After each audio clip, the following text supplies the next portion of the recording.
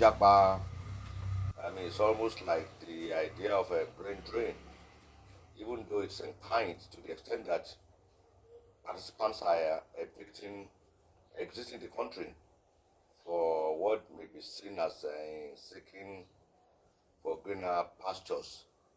But they may be in kind, but the very nature, the operational method is quite different. Jackpot is more identified with the youths, who are already so much frustrated because the opportunities at all to take off opportunities are not even available to them. You have young graduates that for almost 3, 4 years, and it has nothing to do. Maybe the parents may come up together and say, okay, why don't you travel out? Or he has some people there abroad who may be encouraging him. Unfortunately, they don't tell them these youths are not informed about what lies ahead, what they're likely to find when they get to their promised land. And they try to enter Europe through so many routes. What is important to them is to get out. It's like trying to escape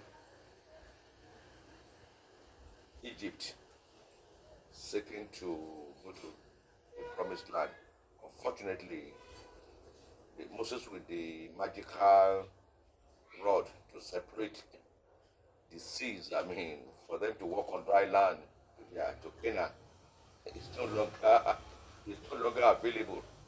So they end up, many of them end up in the belly of the seas, thrown overboard and conscripted into some kind of slavery. And with even those of them that managed to get to Europe encounter so many things that we now have a situation of they will not be able to stay, but the home is not welcoming again.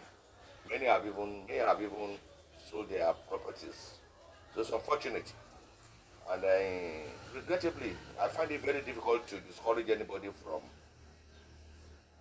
jackpotting. No.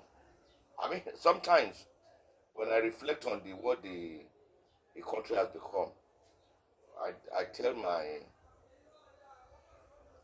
my interlocutors, friends around, maybe because of our reflection of the Nigerian state, say, well, many of us are stranded. At 2 minutes to 70 years old, I don't see myself relocating again. But the truth is, I am no longer enjoying the country in terms of optimal benefits.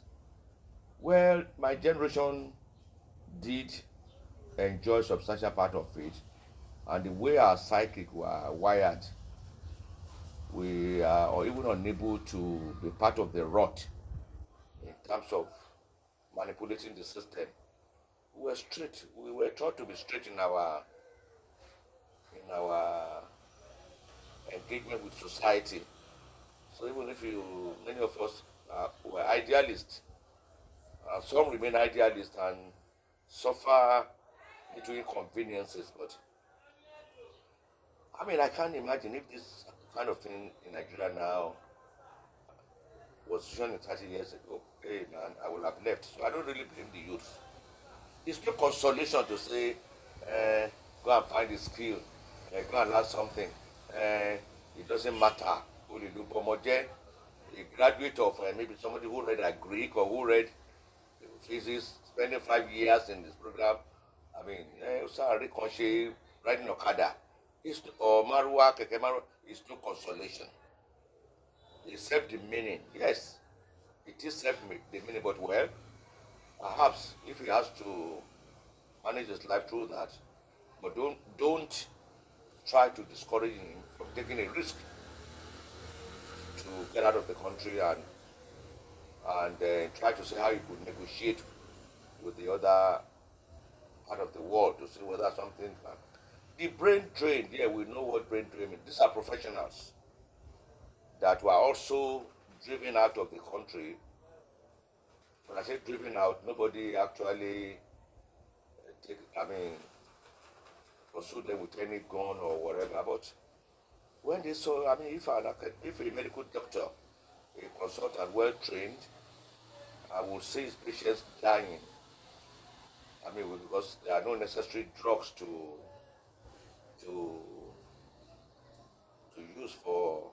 I mean, doctors want to save life, but when you look at the environment in which they operate, and any attempt by them to protest to government like ASU has been doing over the years, and of course, Nigerian society isn't even ready.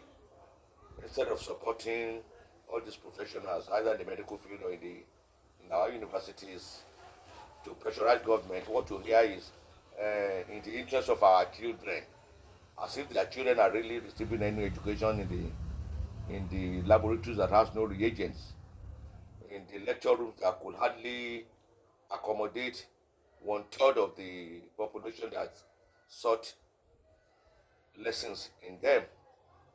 I mean, it doesn't make sense. But what we get, as is often blackmail, I mean, and many of them leave.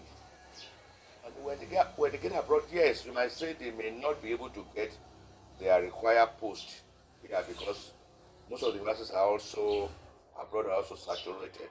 But the fact is, they will live a better life. I know of many of my colleagues that are relocated. They're not doing badly. Even if some of them may not be able to get their academic post, they also get engaged.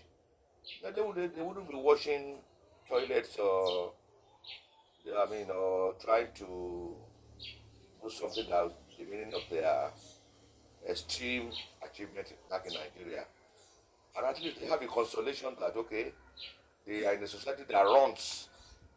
They don't have to become a local government unto themselves with boreholes, digging boreholes, erecting electric poles to take power, and paying bills with that supplies electricity, or use generator that disturb the peace of the neighborhood. So it is difficult, but unfortunately, not everybody. I mean, some of us are already contented. We here. I wouldn't say I love my country, but that's the song. I love my country. I no go run. If he pushes me, I go push him. But now here I stay. Now here I stay. I mean, so I don't blame them. I don't condemn them. And even if anybody is out now, I find it difficult to say, please come home. What kind of patriotism? What kind of patriotism we want anybody to come home in this kind of environment? Somebody once described Nigeria as a criminal enterprise being run by career criminals. I mean, that's the kind of things that you say. That's the person's opinion, and then I don't know, but we have so many. A member of the National Assembly once got into Senate, and he was shocked that he was a retired police officer, AIG or something. I mean, it said he saw many people that were had cases with him that he has arrested. Cases of so they are parliamentarians. That's what we have. The roads are bad. No, nothing is working. So those who leave at least could think of enjoying some modicum of what life should really be.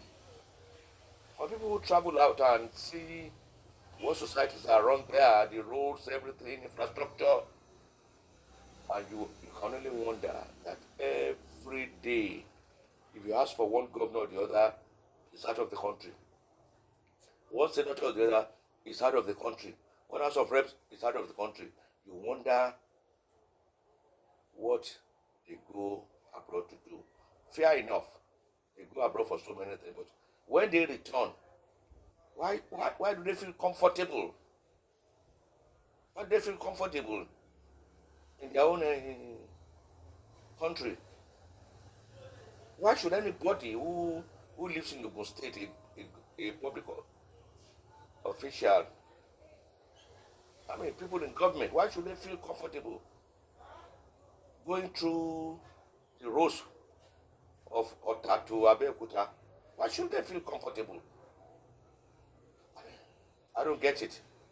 So please let us just allow Jaapa people, whether it is second slavery or not, it's a different thing entirely. Those who they know the reason why they had to leave the country, and I don't. I could sympathize with the harrowing experiences that are reported in the media. I mean, some of them being enslaved in Libya, but